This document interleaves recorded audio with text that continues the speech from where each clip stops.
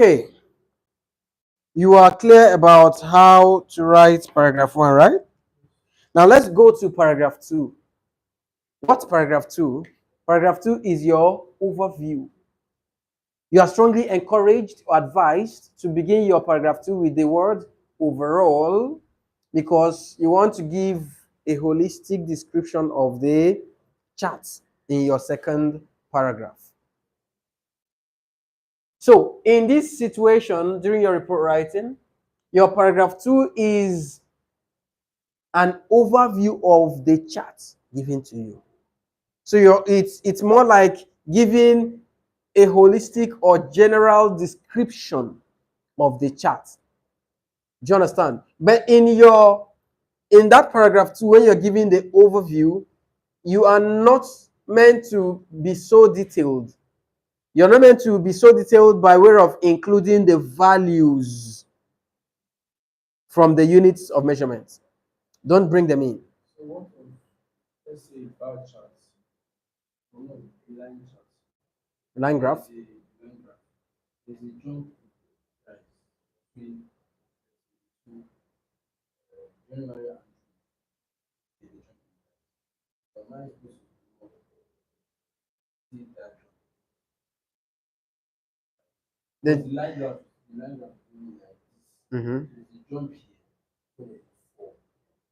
So am I to say use the Academic word. words to describe that? In overview, Yes, no. Academic words do not come in paragraph 2. You bring them in your paragraphs 3 and 4. Now, what do you do in your paragraph 2? How do you write your paragraph 2?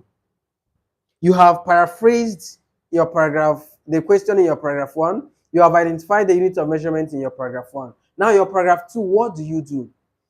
The overview is all about giving a holistic or general description of the chart without making mention of the units, of any units. Now, in your paragraph 2, there are features you should bring in.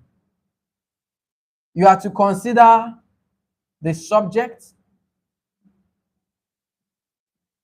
and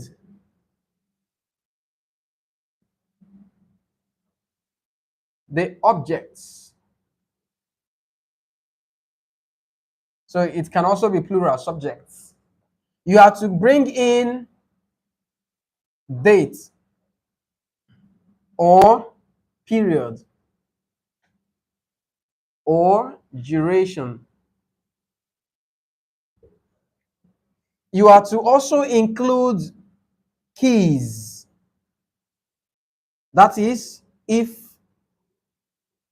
it's applicable.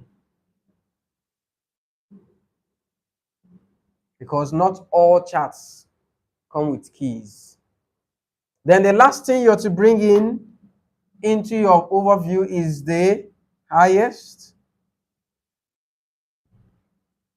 the lowest, and the similarities, if applicable.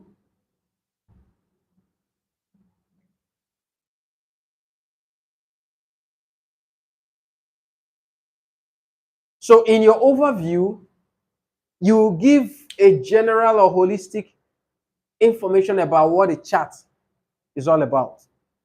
And when you're giving that information, do not say maybe Rice recorded $4,000 patronage. Don't bring in that. Don't say the rate of consumption in US in the year 2040 experienced about 50%. No. But you are to talk about the fact that overall, the chart shows that maybe Americans subject in the year 2004 date traveled or spent their monies on 4 different categories, namely the objects. Now those are the areas they spent their monies on, the object. So you must name those things in your second paragraph.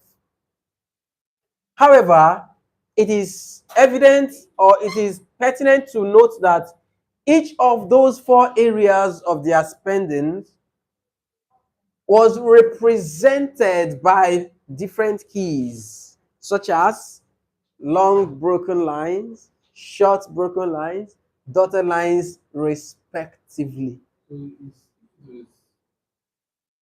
that's if Line graph. line graph. If it is bar charts will have something like this.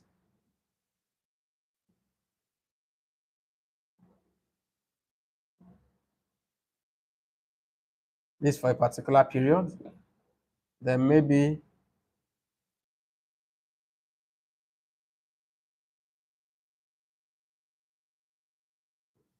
this for another particular period. Maybe there will be another set here, right? So here, for bar charts, they can either represent each bar this way. Do you understand this?